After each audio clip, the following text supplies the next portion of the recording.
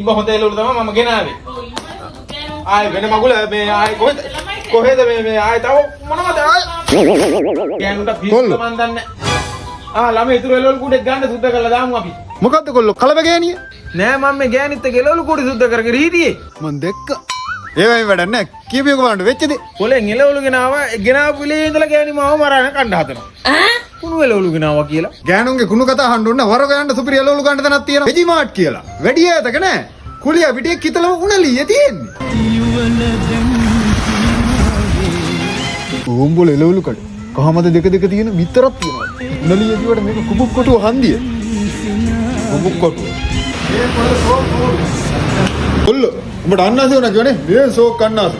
ගමේ බඩු. ඒක නෙමෙයි බාප්පේ. කොහොර කහමද දෙක තියෙන බිත්තර? මේ බඩු. කහමද දෙකක් තියෙන. මේ අවුරුදු කාලේ පොරවල් ගානේ රස්තියාදු වෙන්න ඕනේ නැහැ. නැවුම් මෙලවුම්. පළතුරු. වෙජිමාර්ට් කුබුක් කොටුව. කුකුල් මසුත් තියෙනවා. මේ ඔක්කොම අඩු මිලට ගන්න වෙජිමාර්ට් එකට වරෙල්ලා